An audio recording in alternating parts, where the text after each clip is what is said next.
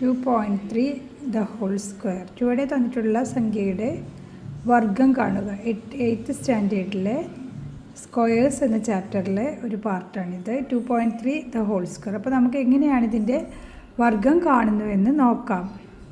ആദ്യം നമ്മൾ ഇതിനെ സ്പ്ലിറ്റാക്കി എഴുതുക. 2 + 0.3 the whole square.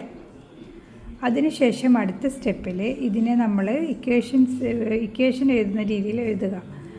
2 square plus 2 into 0.3 പ്ലസ് 0.3 0.3 ദ ഹോൾ സ്ക്വയർ.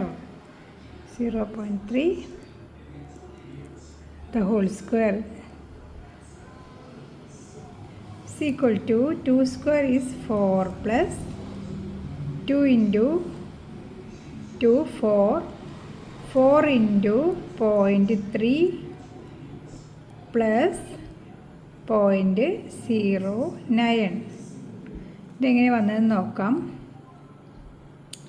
അതായത് ഇവിടെ 0.3 ഇൻറ്റു 0.3 എന്ന് പറഞ്ഞാൽ 3 × 3 9 ആണെന്ന് നമുക്കറിയാം.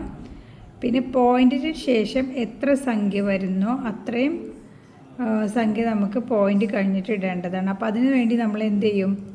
ഇവിടെ 2 എണ്ണം വന്നിട്ടുണ്ട്, രണ്ട് 3 വന്നിട്ടുണ്ട്. അതുകൊണ്ട് തന്നെ നമ്മളൊരു 0നെ ആഡ് ചെയ്യും. 2 സംഖ്യ വേണം, അപ്പോൾ ഒരു 0നെ ആഡ് ചെയ്തതിന് ശേഷം മുന്നിൽ പോയിൻ്റ് ഇട്ട് കൊടുക്കുക. അങ്ങനെയാണ് ഇത് ഇൻറ്റു ചെയ്യുന്നത്.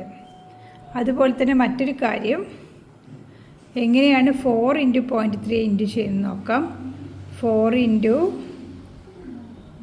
0.3 എങ്ങനെ ഇൻറ്റു ചെയ്യുന്നത് നോക്കാം. 4 × 0.3 4 × 0.3 എന്ന് പറഞ്ഞാൽ എന്താണ് ആൻസർ? 4 × 3 എന്ന് പറഞ്ഞാൽ 12 അല്ലേ? 12. ഇപ്പോൾ ഇവിടെ എന്താ സംഭവിച്ചിട്ടുള്ളത്? ഒരു സംഖ്യ മാത്രം പോയിൻറ്റിന് ശേഷമുള്ളൂ. അതുകൊണ്ട് നമ്മൾ എന്ത് ചെയ്താൽ മതി? നേരെ താഴെ ഇങ്ങനെയാണ് ചെയ്യേണ്ടത്. 1.2, അതായത് ഒരു സംഖ്യ മാത്രമേ പോയിൻറ്റിന് ശേഷമുള്ളൂ. 4 × 3 12, അപ്പോൾ 1.2 ആണ് ആൻസർ. അപ്പോൾ നമ്മൾ രണ്ടും ഇവിടെ ആഡ് ചെയ്യുമ്പോൾ ഈക്വൽ ടു 4 + 4 × 0.3 എന്ന് പറയുമ്പോൾ ആൻസർ 1.2 + 0.09. ഇത് 3 കൂടി ആഡ് ചെയ്യുക. ഇത് 3 കൂടി എങ്ങനെയാണ് ആഡ് ചെയ്യുന്നത് നോക്കാം.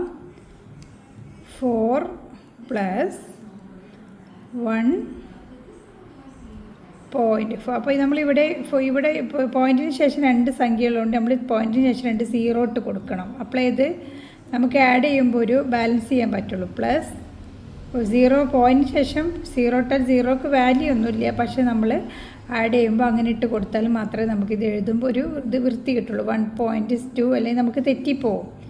1.2 ഈ പോയിൻറ്റിന് നേരെ പോയിൻ്റ് അപ്പുറത്തും ഇപ്പുറത്തുള്ള സംഖ്യ ബാലൻസ് ഒക്കെ എഴുതുക.